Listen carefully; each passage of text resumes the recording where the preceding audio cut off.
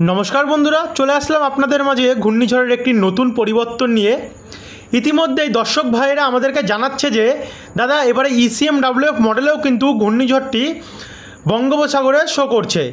আমিও উইন্ডিটা খুলে দেখলাম, হ্যাঁ সত্যি অবশেষে এবারে জিএফএস নয়, অ্যাক্সেস নয়, ECMWF মডেল যেটার আমরা 60% অর্থাৎ 60% অ্যাকুরেট ধরে থাকি, তাতেও কিন্তু ঘূর্ণিঝড় হওয়ার সম্ভাবনা তৈরি হচ্ছে। তবে কি এই মাসের শেষে অথবা নতুন মাসের শুরুতেই বঙ্গোপসাগরে কোনো শক্তিশালী ঘূর্ণিঝড়ের আগমন ঘটতে চলেছে? দেখাবো এই আপডেটের মাধ্যমেই যে কোন জায়গায় এর প্রভাব কতটা পড়তে পারে, কারণ পশ্চিমবঙ্গ সহ বাংলাদেশের বিভিন্ন জেলায় জেলায় কিন্তু এর যে ঝড়ের ঝাপটা সেটা এখনকার আপডেটে কিন্তু আমরা দেখতে পাচ্ছি।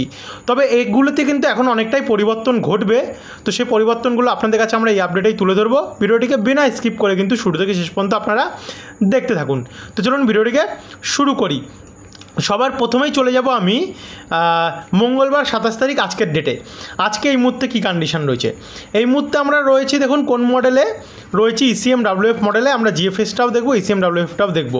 তো জিএফএস মডেল অনুযায়ী আমরা বঙ্গোপসাগরে কিন্তু আজ থেকেই জলীয় বাষ্প তৈরি হতে জলীয় বাষ্প প্রবেশ করছে, এটা দেখতে পাচ্ছি। এবং এই জলীয় বাষ্প কিন্তু সম্পূর্ণটাই আরব সাগর থেকে প্রবেশ করছে। কিন্তু একটা জিনিস আপনাদেরকে দেখতে লাগবে, কি জিনিস, যেটা দেখুন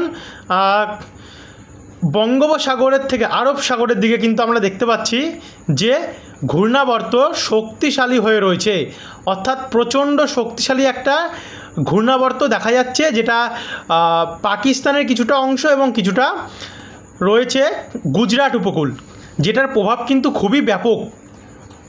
যদি আমরা এটাকে একটু আগিয়ে দেখি, আগিয়ে দেখলে আগামীকাল 28 তারিখের মধ্যে বঙ্গোপসাগরের যে জলীয় বাষ্প আছে, বায়ুর ঝাপটা আছে, সেটা কিন্তু আস্তে আস্তে করে একটি ঘূর্ণাবর্তের আকারে নেওয়ার দিকে এগোচ্ছে। কিন্তু বুধবার থেকেই অর্থাৎ আগামীকাল থেকেই আন্দামান এবং নিকোবর দ্বীপপুঞ্জে ঝড়ো হাওয়া বাতাস বইবে। যদি আবহাওয়া দপ্তর এই দ্বীপপুঞ্জের জন্য কোনো সতর্কতা জারি করে, অবশ্যই আগামীকাল আপনারা পেয়ে যাবেন আপডেটের মাধ্যমে। কিন্তু একটা জিনিস আপনাদেরকে দেখতে লাগবে, যেহেতু আরব সাগরের দিকে বা উপকূলের দিকে একটা শক্তিশালী ঘূর্ণাবর্ত তৈরি হচ্ছে, লঘুচাপ এরিয়া, তার জন্য কিন্তু বঙ্গোপসাগরের যে সিস্টেম তাতে কিন্তু শক্তি কিছুটা ক্ষয় হতেও পারে। এরপর আমরা সরাসরি এগিয়ে যাব 28 তারিখের পর শুক্রবার, বৃহস্পতিবার 29 তারিখ। তো 29 তারিখ রাত্রিবেলাতেই কিন্তু এল উঠে যাবে, অর্থাৎ লঘু প্রেশার এরিয়া সমচাপ রেখাতে আমরা দেখতে পাচ্ছি উঠে যাবে গিয়ে, যার ফলে এর যে শক্তি সেটাও কিছুটা বৃদ্ধি হবে, 61 কিলোমিটার প্রতি ঘন্টায় আমরা দেখতে পাচ্ছি। তো আমরা যদি আরেকটু এগিয়ে যাই, আরেকটু এগিয়ে গেলে 29 তারিখের মধ্যেই আমরা এটাতে কিন্তু অনেকটা শক্তি বৃদ্ধি হতে দেখতে পাচ্ছি। সর্বোচ্চ গতি উঠতে পারে 74 কিলোমিটার প্রতি ঘন্টায় বায়ুর ঝাপটা মোড়ে। কিন্তু সে সময় এটি মধ্য বঙ্গোপসাগর অর্থাৎ সেন্ট্রাল বে অফ বেঙ্গলের মধ্যে হোল্ড করবে। এরপর আমরা যদি এগিয়ে শুক্রবার 30 তারিখের দিকে যাই, শুক্রবার 30 তারিখের মধ্যে সর্বোচ্চ গতি 67 কিলোমিটার দেখতে পাচ্ছি, কিন্তু এগোচ্ছে পশ্চিম দিক বরাবর, মানে অন্ধ্র, ওড়িশা নয় পশ্চিমবঙ্গ, বাংলাদেশ। এখন এটাই সংশয়, এটা কোথায় গিয়ে আছড়ে পড়বে, কারণ গত কয়েকটি ঘূর্ণিঝড়ও আমরা দেখেছিলাম কিন্তু অন্ধ্র বা ওড়িশাতে এগেলেও পরবর্তী সময়ে মুখ ঘুরিয়ে এটি সরাসরি পশ্চিমবঙ্গ বা বাংলাদেশের ওপরে আঘাত করেছে, যার ফলে অনেকটাই ক্ষয়ক্ষতি হয়েছে। তো আমাদের কাজ আপনাদেরকে সাবধান করা, যে জন্য আগেভাগে আপনাদেরকে সাবধান করে দিলাম, এটা আমাদের কর্তব্য। তবে আমরা যদি শুক্রবার 30 তারিখে যাই, তাহলে কিন্তু আমরা দেখতে পাচ্ছি 81 কিলোমিটার প্রতি ঘন্টায় এর যে ঝড়ের গতি সেটা কিন্তু উঠে যাচ্ছে। একবার আমরা দেখে নেব বায়ু মোডে কত আছে। বায়ু মোডে যতক্ষণ না 65 হবে ততক্ষণ কিন্তু আমরা একে ঘূর্ণিঝড় বলতে পারি না। তবে শুক্রবার 30 তারিখেও আমরা বায়ু মোডে এর সর্বোচ্চ গতি 57 কিলোমিটার দেখতে পাচ্ছি, অর্থাৎ ঘূর্ণিঝড় হচ্ছে না। ঝাপটা মোডে এই মানে ওই 80 কিলোমিটারের কাছাকাছি উঠছে, কিন্তু ঘূর্ণিঝড় সে সময়ও হচ্ছে না। তারপর আমরা আরেকটু এগিয়ে যাব, এগিয়ে গেলে আমরা যে গতি সর্বোচ্চ সেটা দেখতে পাচ্ছি 82 কিলোমিটার উঠছে। একবার আমরা চলে যাব আবারও বায়ু মোডে, বায়ু মোডে দেখে নেব কত রয়েছে, 57 কিলোমিটার প্রতি ঘন্টায়, মানে সে সময়ও আমরা বায়ু মোডে দেখতে পাচ্ছি ঘূর্ণিঝড় আখ্যা পাচ্ছে না, মানে 57-60ও পৌঁছাচ্ছে না। তারপরে এগিয়ে আমরা 31 তারিখ অর্থাৎ শনিবারের দিকে এগোবো। শনিবারের দিকে এগোলে আমরা দেখতে পাচ্ছি এটি ওই সর্বোচ্চ 49, মানে কিছুটা গতি আবার কমবে শনিবার 31 তারিখে। মানে ECMWF মডেল আমরা অনুযায়ী দেখতে পাচ্ছি, যেহেতু বায়ু মোডে 65 ওঠেনি, তার জন্য আমরা এদেরকে কিন্তু এখনকার আপডেট অনুযায়ী ঘূর্ণিঝড় আখ্যা দিতে পারি না। এবার আমরা সরাসরি চলে যাব GFS মডেলে। GFS মডেলে দেখে নেবো যে GFS মডেল কী বলছে, ঘূর্ণিঝড়ের চান্স রয়েছে কি না। তো সেখান থেকে আমরা শুরু করব GFS মডেলে, এবং বায়ু মোড থেকেই আমরা শুরু করছি। বায়ু মোড অনুযায়ী যদি আমরা যাই আগামীকালের মধ্যে, অর্থাৎ 28 তারিখের মধ্যে বুধবারে, তাতে কিন্তু যেমন প্রক্রিয়া ছিল তেমনই প্রক্রিয়া বরাবর আছেই। 29 তারিখ বৃহস্পতিবারের মধ্যে গেলে ঘূর্ণাবর্ত রূপ নিচ্ছে, এবং শুক্রবার 30 তারিখের মধ্যে যদি আমরা দেখি, ঘূর্ণাবর্ত আস্তে আস্তে করে শক্তি বাড়িয়ে অতি গভীর নিম্নচাপে পরিণত হচ্ছে শুক্রবারের মধ্যেই।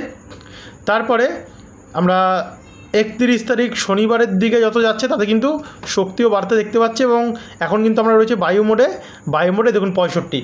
মানে GFS মডেল কিন্তু বলছে ঘূর্ণিঝড় হওয়ার চান্স রয়েছে এখনও অবধি, আর ECMWF মডেল বলছে ঘূর্ণিঝড় হওয়ার চান্স রয়েছে, তবে এখনও ঘূর্ণিঝড় হয়নি। আর GFS বলছে যে ঘূর্ণিঝড় ইতিমধ্যেই পরিবর্তন হতে পারে, এমনটাই বলছে। তো দেখা যাক কোন মডেলটা, কারণ যেহেতু GFS মডেল আগে অ্যাডভান্স আপডেট দেখায় আর ECMWF মডেলটা একটু লেট আপডেট শো করে, তবে GFS মডেলটা কিন্তু গুরুত্বটা আমাদেরকে দিতে লাগবে। শুক্রবার 31 তারিখে গেলে আমরা দেখতে পাচ্ছি এটি আছড়ে পড়ছে শুক্রবারের 31 তারিখের মধ্যে অন্ধ্র উপকূলের দিকে 66 কিলোমিটার গতি ঘন্টা নিয়ে দেখতে পাচ্ছেন, দেখুন না 66 কিলোমিটার নিয়ে আছড়ে পড়ছে অন্ধ্র উপকূলে বায়ু মোডে। তার মানে ঘূর্ণিঝড়ের চান্স কিন্তু এখন অবধি রয়েছে, মিটে যাচ্ছে না। দেখা হলো পরবর্তী সময় ECMWF মডেলও আমাদেরকে বায়ু মোডে দেখা হলো 66-67 কিলোমিটার উঠে গেল GFS মডেলের মতন, যেহেতু ECMWF মডেল একটু স্লো রিলেটিভ আপডেট দেখায় তার জন্য। তো এই হচ্ছে পুরো পরবর্তী 5 দিনের কেমন বাংলার কন্ডিশান, ঘূর্ণিঝড়ে কোথায় কী হবে কি না হবে তুলে ধরলাম। এবার সরাসরি চলে যাব এখনকার আপডেটে উপগ্রহ চিত্র কী বলছে। উপগ্রহ চিত্র বলছে এই মুহূর্তে কিছু কিছু জায়গায় মেঘ রয়েছে, যেমন গোপীবল্লভপুর, চাকুলিয়া, ঝাড়গ্রামে, আর এইদিকে কলকাতার দিকে আংশিক মেঘলা আকাশ, কোনো বৃষ্টির চান্স এই মুহূর্তে আর নেই।